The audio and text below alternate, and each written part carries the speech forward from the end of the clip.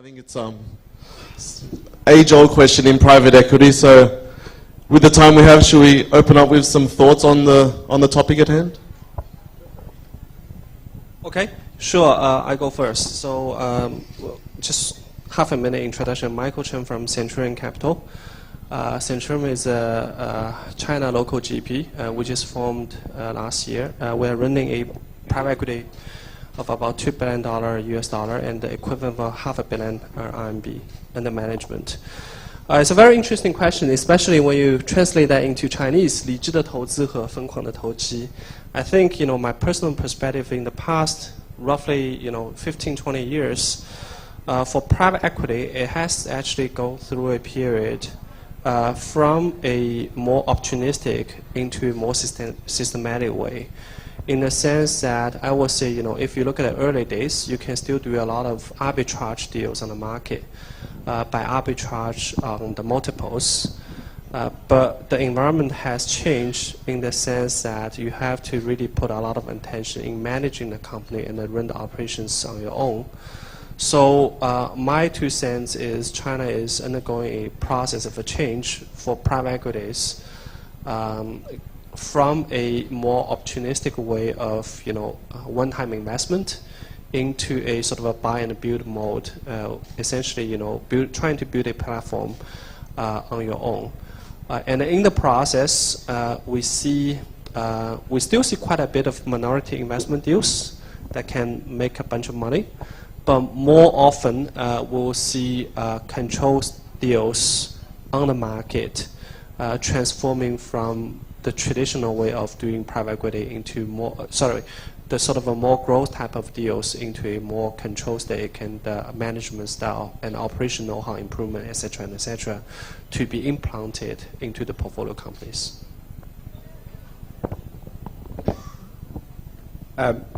I'm Adam.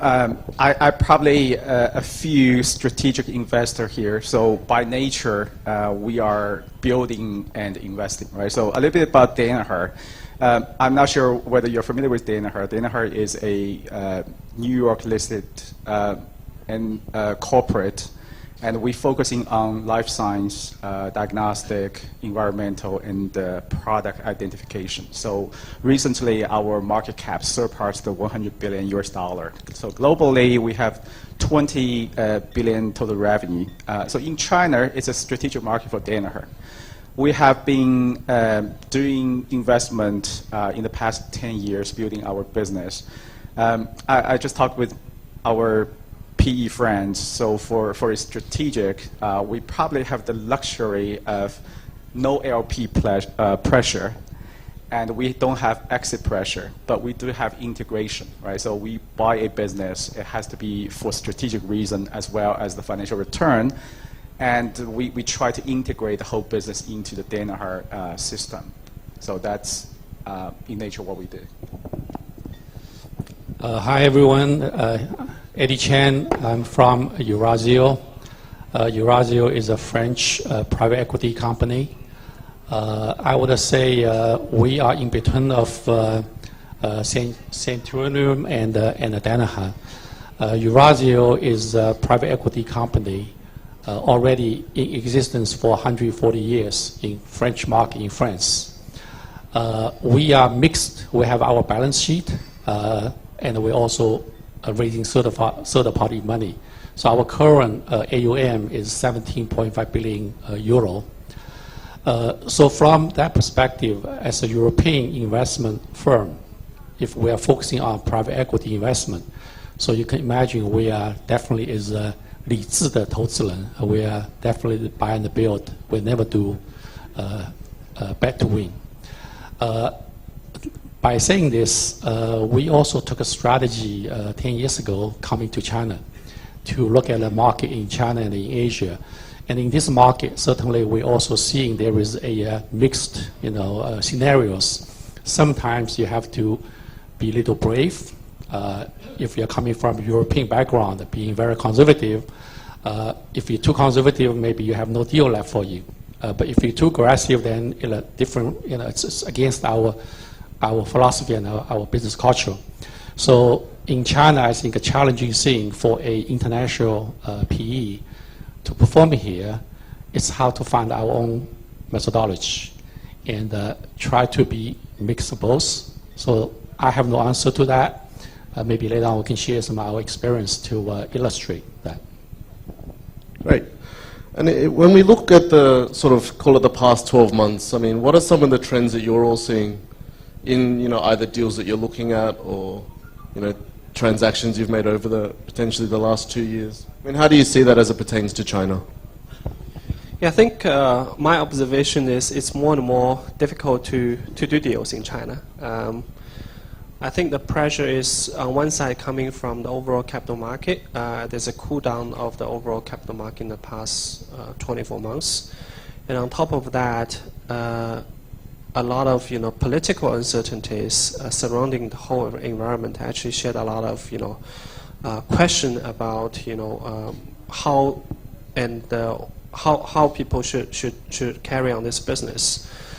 So I think I fully agree with these two gentlemen. I think as an investor you should be more long term and looking at the fundamentals of the business instead of doing opportunistic. That's why in the past 24 months I mentioned we see a very clear trend from opportunistic to more systematic way to improve the efficiency and look at the fundamentals. If you look at the TMT investments in China, I think this year we have a record low number of TMT investments in the market.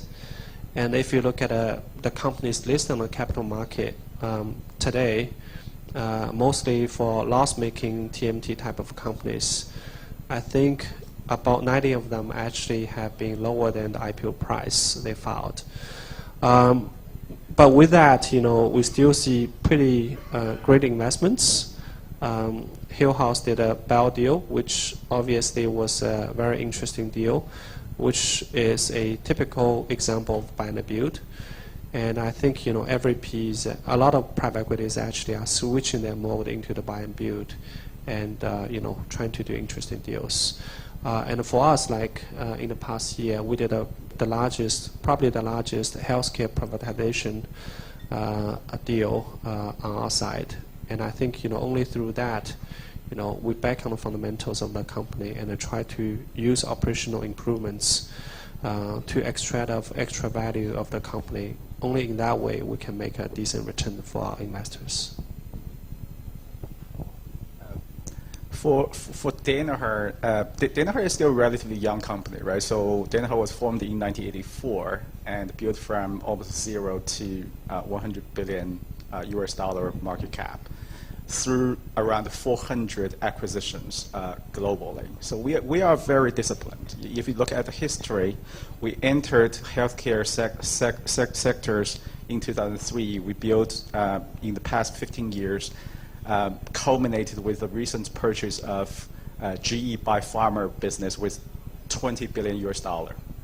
So for Danaher, it's always build the business and to be the best in its particular sub-segment.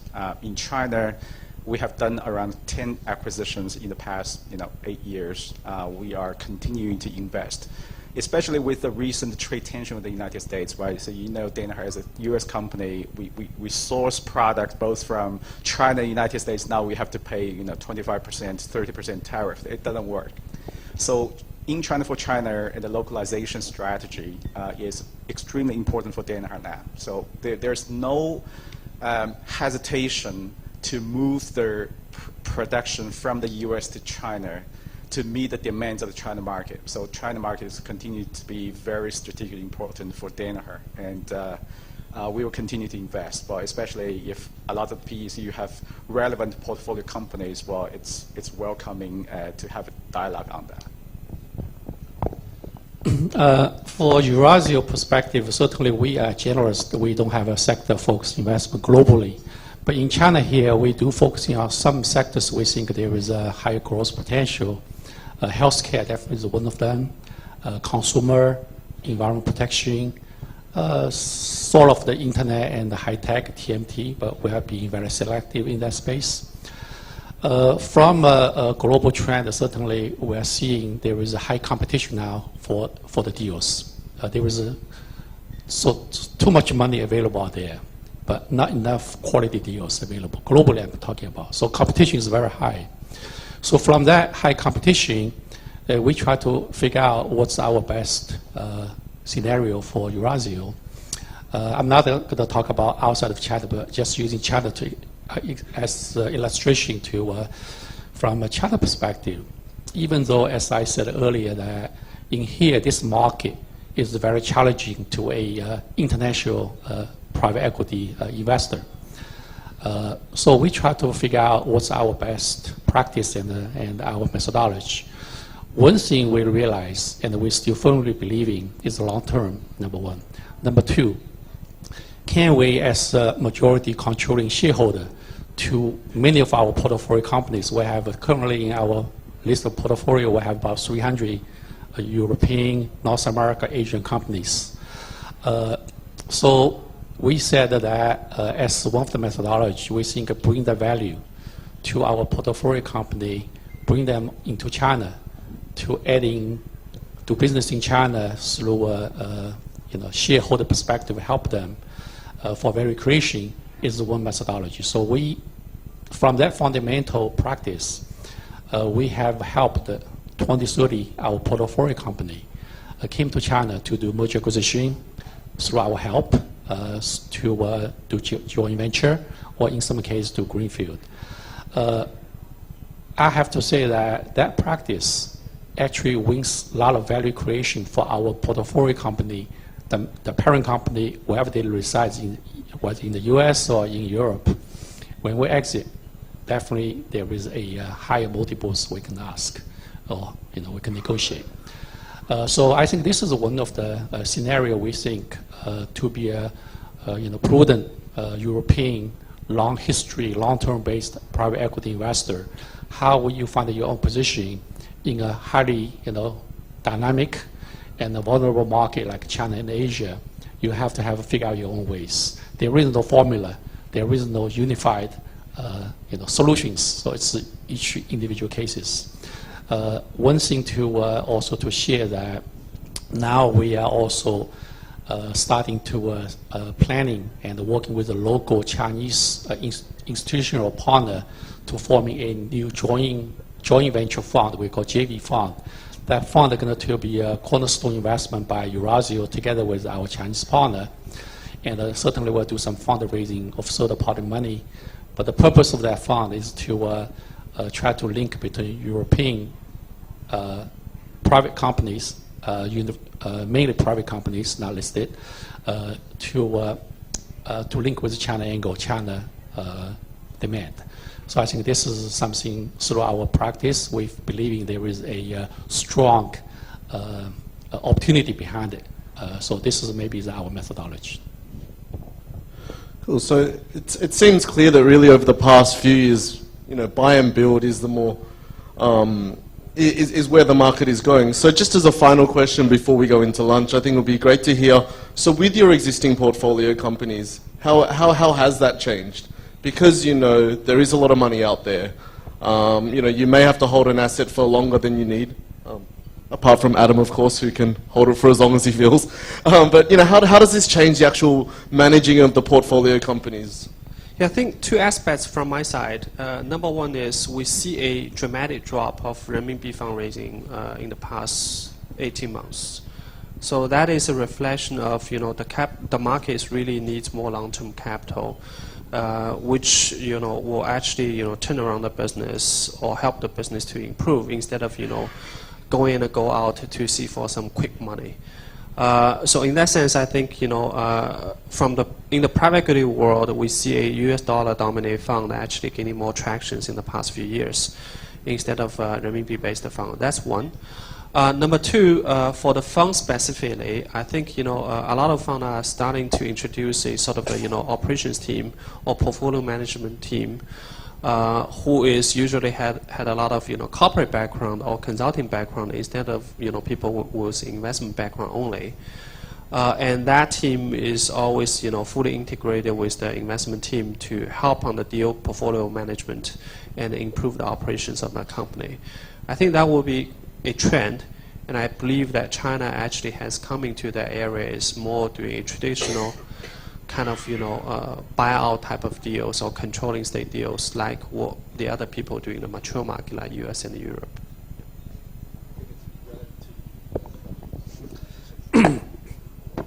Well, sorry. I'm having some coughing, sorry about maybe you should answer a few first. Okay, so for us, as I just mentioned, or as a strategic investor, we have an operating team ready to operate. I think the challenge for us is how to make sure we integrate in a successful way so we don't destroy what we want to buy. Meaning, if there is a small Chinese company with a Chinese entrepreneur, you don't kill that spirit with a multinational process, right, during the integration. So I think we have different challenge. We don't have an exit multiple challenge, but we do have a integration challenge, especially Danaher being a large US conglomerate. I think for Eurazeo, our average exit is roughly around 5 years, even though we do have our balance sheet money. But we try to stay with the industrial standard. Around 5 years, we exit. And so far, I think in the global trend, our exit to maintain our expected return on investment is still quite sustainable. In the last 20 years, I think we've been doing that. And going forward, we think we still keep track with that kind of record. Since Eurazeo is a listed company, so our listed return on investment is about 20%. So it's very good indeed as a European PE firm. But if we talk about in China, we spend a lot of effort try to identify the winners in the market. Mature company don't have to be big. But then the challenge always be, as Adam just mentioned, that integration. Try to integrate Chinese business culture with European international firm or companies. That challenge is requires some other attention or methodology. If you don't integrate well, a good deal could end up with a really bad story. We have both sides of the stories.